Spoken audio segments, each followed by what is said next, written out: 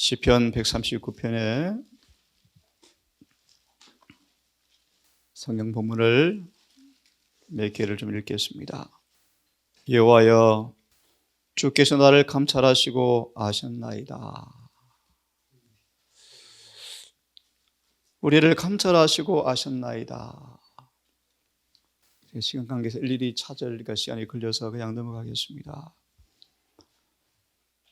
살아남은 이들 173페이지를 보시면 이런 말씀이 있습니다. 출애굽기 33장 17절을 인용하셔요. 모세를 하나님은 이름으로도 아셨다. 하나님께서는 모세가 하늘책에 기록된 성품대로 모세를 아셨대요. 의미심장한 얘기입니다. 부자 선지자 140페이지를 보시면 내가 아브라함도 안다.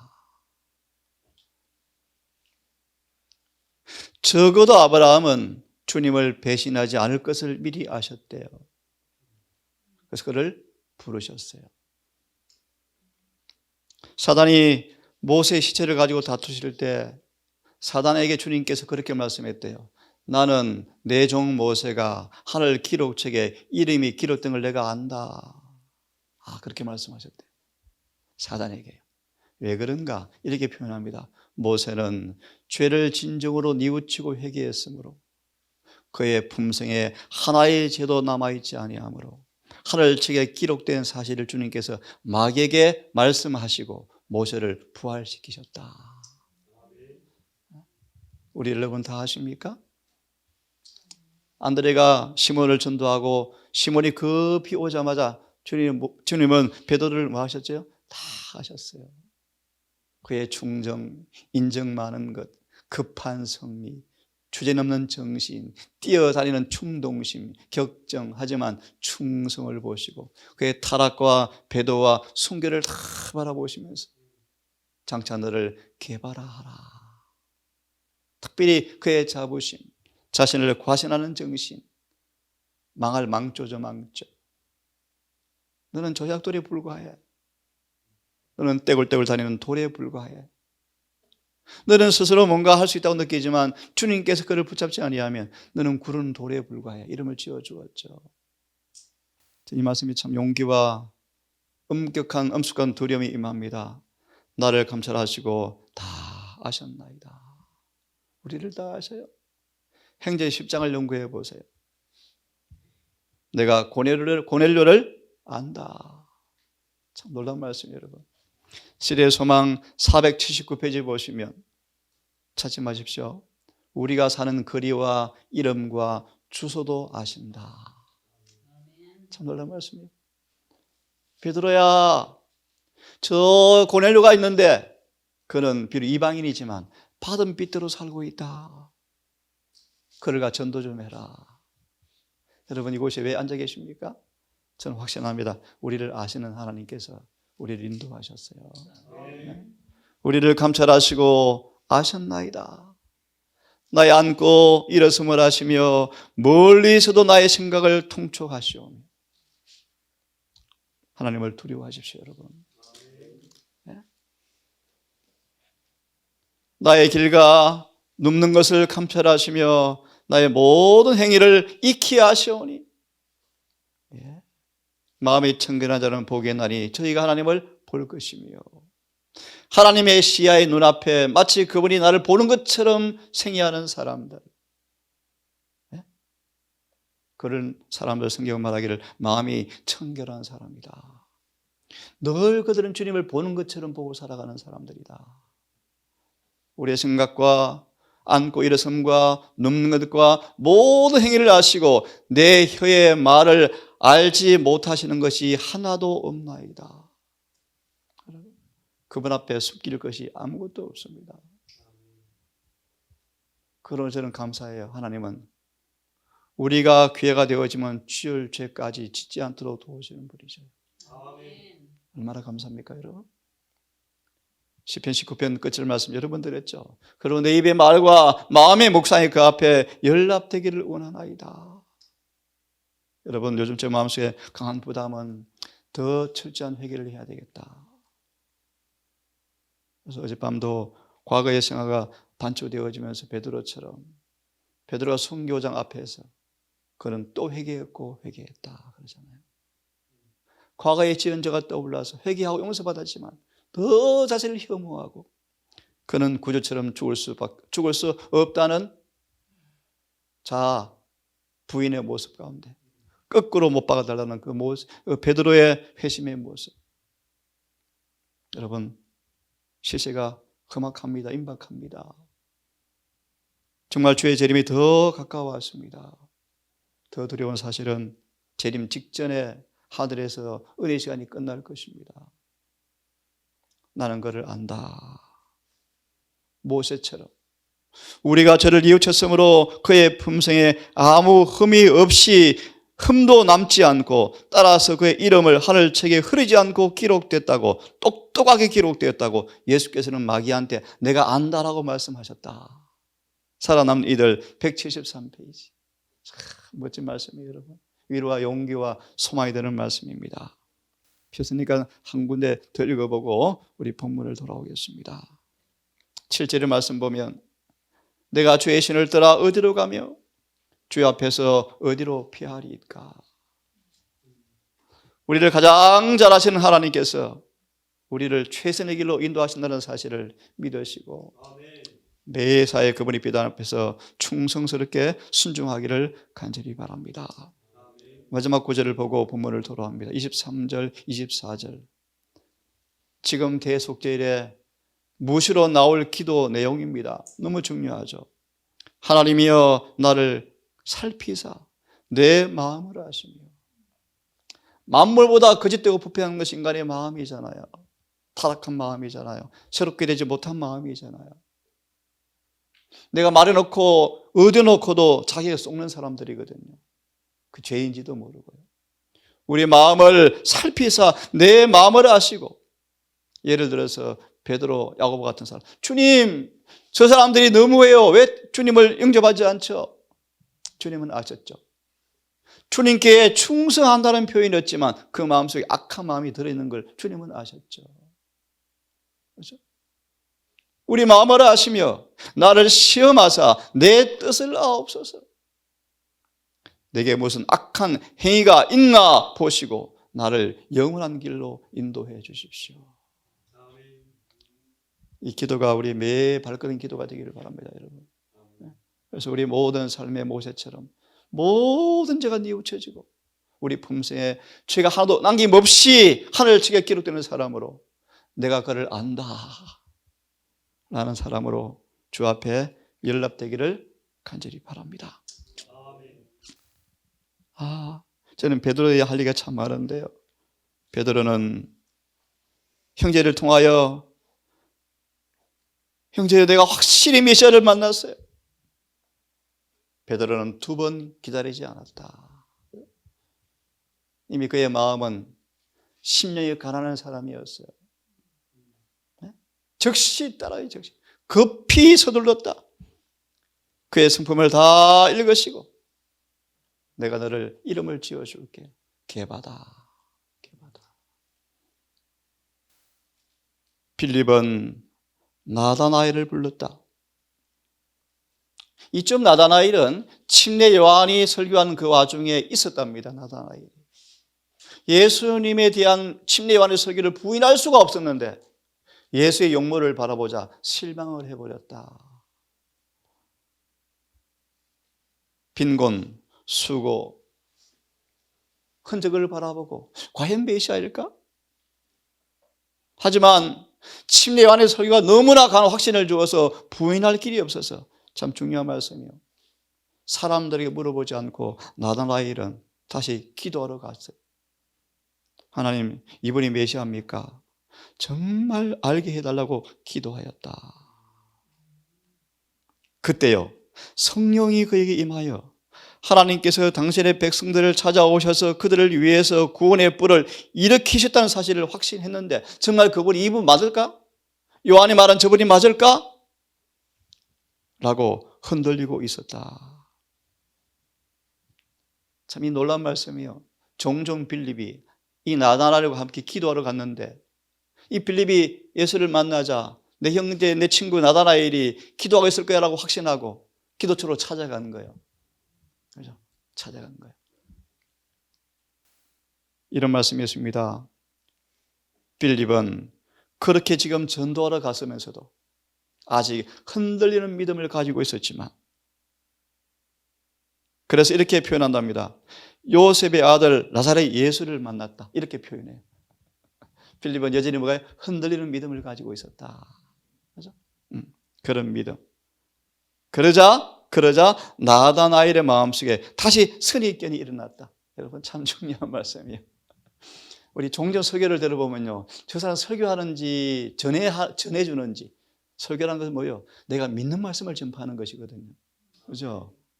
근데 이게 빌립이 나사렛 요셉을 만났다 하니까 나다나엘이 뭐가 일어납니까? 선입관념이 일어났다.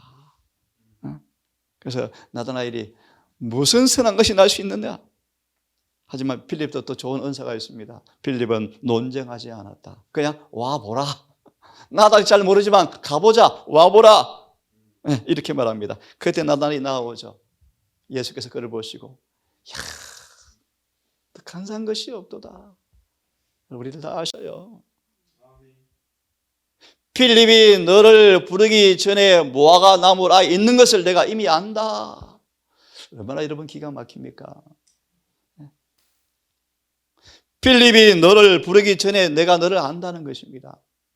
참 놀라운 말씀이죠.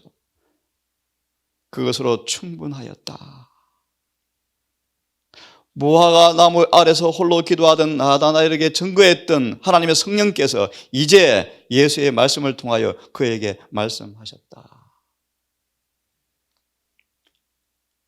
의혹을 가지고 어느 정도 선입견에 빠져 있기는 했지만 나다나엘은 진리를 찾는 정직한 영혼이었다. 그죠? 이제 그의 소원은 이루어졌고 주저할 필요가 없죠. 당신은 이스라엘의 임금이십니다. 하나님의 아들이라. 그 다음 말씀을 좀 읽겠습니다. 나다나엘이 랍비들의 지도를 신뢰했더라면 그는 결코 예수님을 발견하지 못했을 것이다. 이게 예수님께서 사람을 이끄시는 방법이에요. 그렇죠? 오직 성경 말씀, 기록된 말씀, 예수님의 품성의 아름다움을 받고 그분의 말씀을 확신하는 가운데서 인도하시는 방법으로 그는 제자가 된 것을 스스로 보고 판단했기 때문이었다. 오늘날 선입견을 가지고 선으로부터 물러서는 많은 사람들의 경우도 그러하다. 만일 그들이 와 보면 그 결과는 얼마나 달라질 것인가. 우리 그 다음 같이 읽어보면 좋겠습니다. 시작. 인간적인 권위의 지도를 신뢰하는 한 아무도 진리에 구원하는 지식을 얻지 못할 것이다. 그래서 사단이요, 종교라는 이 수출을 통하여 얼마나 많은 사람들을 진리를 찾지 못할 얽어매고 있습니까? 그죠? 같이 마저 읽습니다. 시작. 우리는 나다나엘처럼 하나님의 말씀을 스스로 연구하고 성령의 깨우쳐 주심을 위하여 기도해야 한다. 무화과 나무 아래 있던 나다나엘은 보신 분은 은밀한 곳에서 기도하고 있는 우리도 보실 것이다. 정말 놀라운 말씀이요. 빛의 세계에서 내려온 천사들은 겸손하게 하늘의 지도를 구하는 자들 가까이에 있다. 아멘. 여러분의 개인의 처소에서 기도하고 말씀을 볼 때마다 이 하늘에 걸어간 존재자들의 방문과 임재가 경험적으로 되어지기를 간절히 바랍니다. 사도행전 10장 우리 주석 하나 좀 보십시다. 참 놀라운 말씀이요. 사도행전 10장 보세요. 고넬료를 아시는 우리 주님께서 어떤 분이신가 한번 보겠는데 10장 1절과 6절의 말씀인데요. 성경 구절 하나만 보겠습니다. 2절입니다. 10장 2절. 그가 경건하여 온 집으로 더불어 하나님을 경외하고 누가요? 고넬료요. 많이 구제하고 하나님께 항상 기도하더니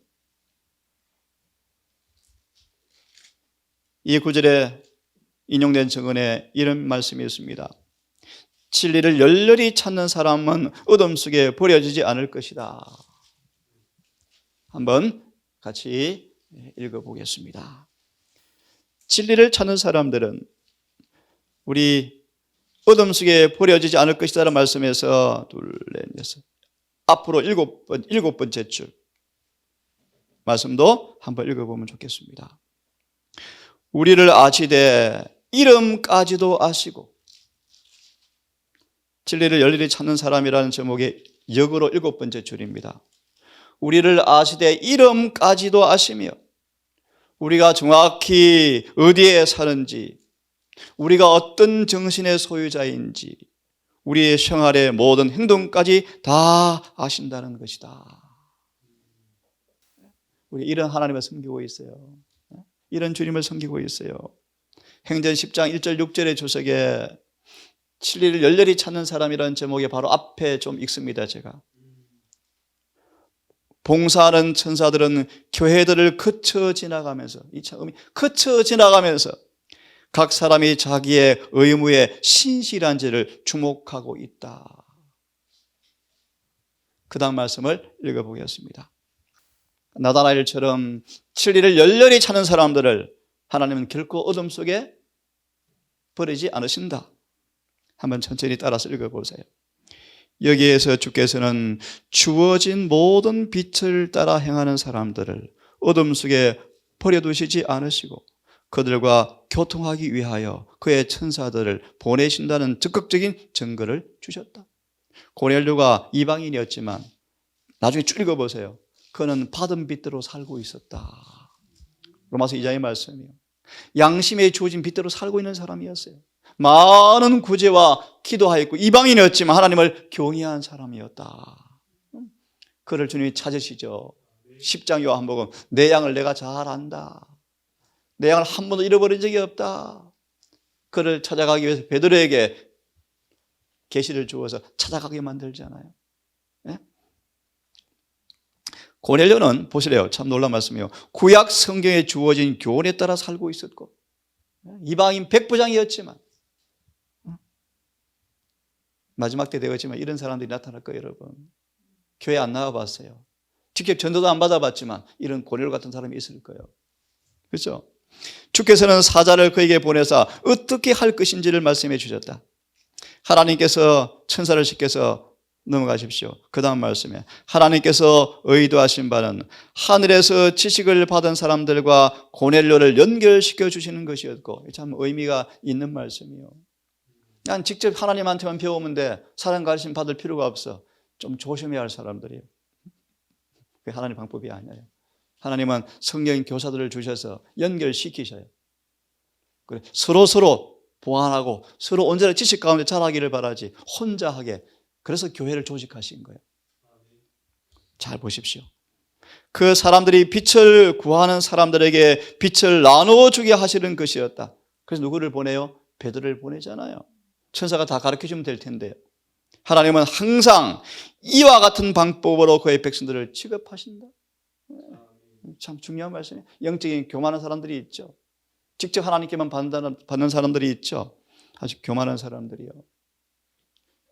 고넬료는 받은 지시를 순종하여 교회와 연합하였고, 뭐와 연합하였고? 교회와. 안식일은 공적 예배를 드려야 돼요. 함께 모여야 돼요. 다음 기회 되면 한번 시도하겠지만 안식일에 지금 짜여진 각본대로 하지 말아요. 교과하고 안식일 학교하고 설교하고, 때때로 안식일은 설교하는 것으로 생각하지 말라. 서로 그릇그릇 모여서 토론하고 서로 연구하고 이런 것도 예배래요. 그래서 우리는 너무 틀에 맞춰 있어요. 그죠?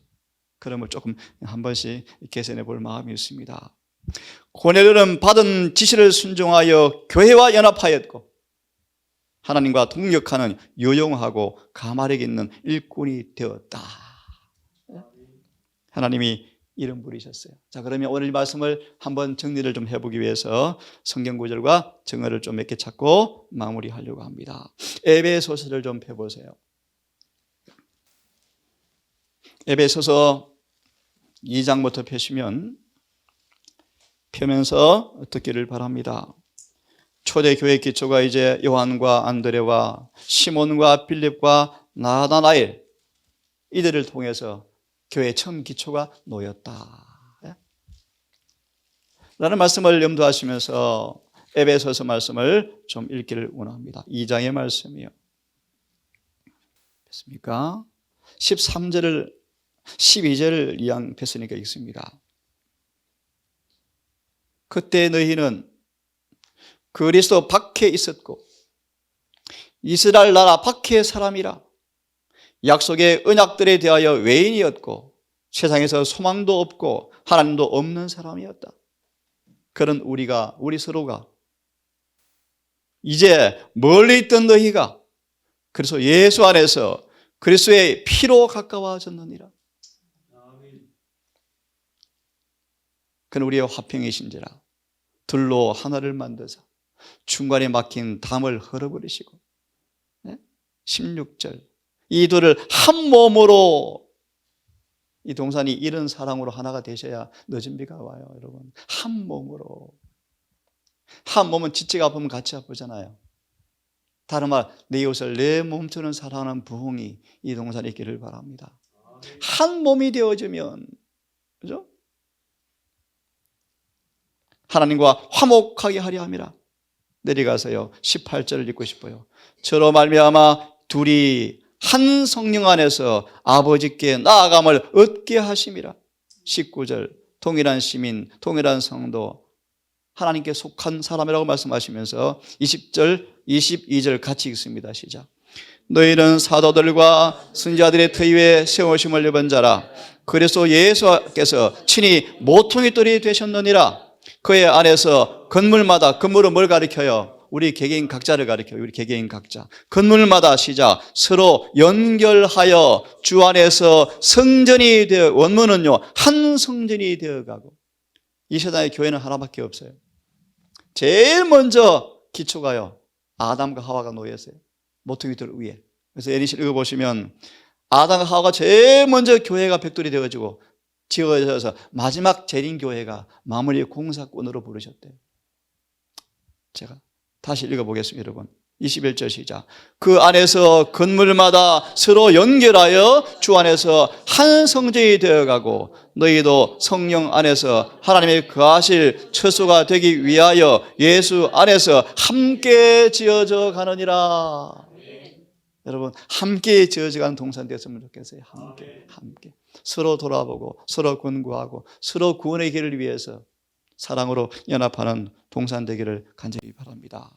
3장을 보시면요 3장을 보시면 6절을 먼저 보시면 함께 읽습니다. 3장 6절 시작. 이는 이방인들의 복음으로 말미암아 그래서 예수 안에서 함께 후사가 되고 함께 지체가 되고 함께 약속에 참여한 자가 되려 함이라.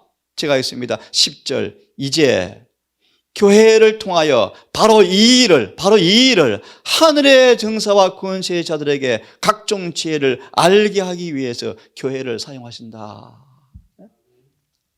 그래서 시간이 없어 요한복음 17장을 안 펴겠습니다. 복음의 최대의 기적이 뭔가? 우리가 하나가 되는 거예요. 그 자리에 뭐가 오죠? 늦은 비 성령이요. 늦은 비 성령. 그럼 이 시간 성경 정언 하나만 보고 마무리합시다. 왕상 6장을 펴시기 바랍니다. 왕상 6장 7절의 말씀을 함께 성경절을 읽어보고 정언을 보고 우리 함께 기도합시다. 폈습니까? 자, 함께 읽어보겠습니다. 시작. 이 저는 건축할 때 돌을 뜨는 곳이 여러분 뜬다라는 말씀 단어 혹시 기억하셨던다? 뜨인다? 다니엘 2장 44절에 내가 보니 사람의 손에 의하지 않고 하늘에서 무슨 돌이? 뜨인 돌이. 예수님의 재림으로 설명하는데 좀 더 의미가 있는 말씀이에요. 자, 일단 한번 생각해 보시기로 하시고 다시 읽습니다. 이 저는 건축할 때 돌을 뜨는 곳에 치석하고 가져다가 이게 무슨 말이에요 여러분? 돌을 뜨는 곳에서 치석하고 이게 무슨 말이에요? 예, 큰 바위에서 맞아요. 계속 읽습니다. 건축하는 동안에 전 속에서는 방망이나 돛기나 모든 철 연장 소리가 들리지 아니하였으며. 자, 주석을 보십시오. 이 말씀을 우리 한번 같이 읽으면서 초대교회 마가 3장에 어제 보았죠. 12제 면모가 참 너무 다양했죠. 개성이 독특하고요. 품성도 결함이 다 많았죠. 그들이 멋지게 한 교회로 딱 만들어져서 초대교회가 승리의 승리를 경험하는 모습을 우리가 볼 수 있는데요. 6장 7절 하나님의 영적 성전의 표상으로 에베소 2장이 딱 인용되어 있죠. 자, 이 말씀은 같이 한번 읽고 마치겠습니다. 시작. 유대인들의 대성전은 산에서 채석되고 다 넘어진 돌로 지어졌다. 그 돌 하나하나는 모두 다 예루살렘으로 날아오기 전에 깎고 다듬고 시험해보고 난 후에 성전의 제자리에 갖다 맞추었다. 지금 14만 4천이 구성되는 것을 이렇게 이해하시면 돼요. 하늘의 성전 공사가 지금 만들어져 가는 모습이에요. 내가 처소를 예비하면 너희도 뭐하라? 예비하라. 빨리 뭐요? 우리의 영혼의 성전이 건축되어지는 사람. 그렇게 맞는 사람들을 14만 4천 명단에 딱딱 각다 넣는 거예요. 그럼 하늘 성전이 멋지게 완공되는 모습이에요. 이해되셨죠? 계속 있습니다. 시작. 모든 돌을 그곳으로 가져왔을 때 성전은 도끼 소리나 망치 소리 하나 없이 이루어졌다. 이 건물은 하나님의 영적 성전을 나타낸다. 이 영적 성전은 각 나라와 족속과 방언에서 빈부 귀천 유무식의 모든 계층에서 모아들인 자재들로 이루어진다.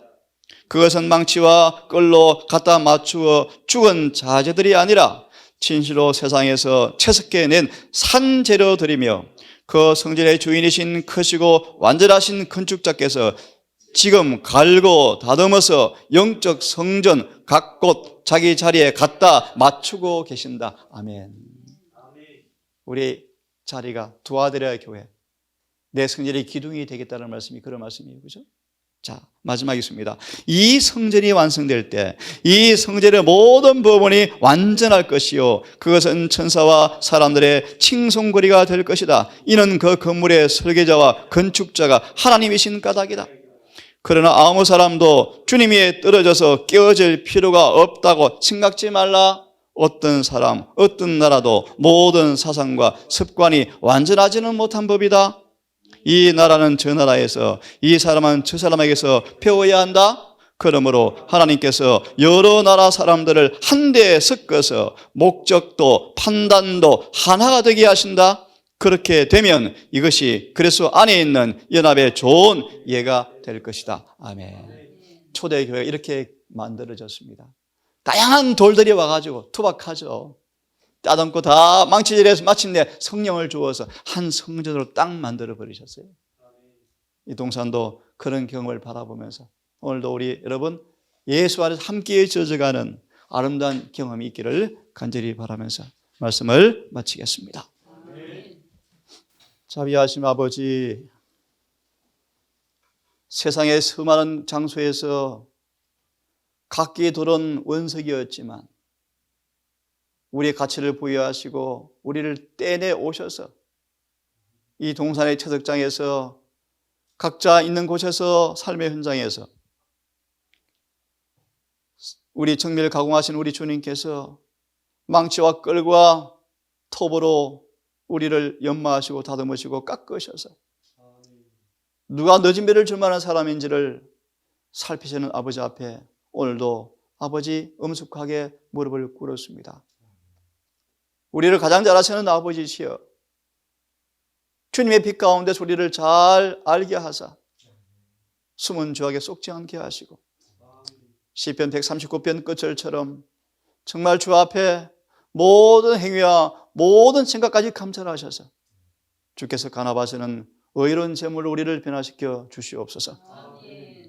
오늘 한날도 고뇌를 아시는 아버지 앞에, 주님 앞에 우리가 걸어가오니 우리를 빛으로 인도해 주시고 넘어지지 않게 하시며 온전하게 하셔서 모세를 부활시킬 때 아무 흠이 없는 품성이 기록된 책에 있는 기록처럼 우리 또한 그런 사람으로 하늘책에 기록될 수 있도록 성령님 오늘 우리를 교훈하여 주시옵소서. 우리를 사랑하시는 예수님 성 의지하여 기도드립니다.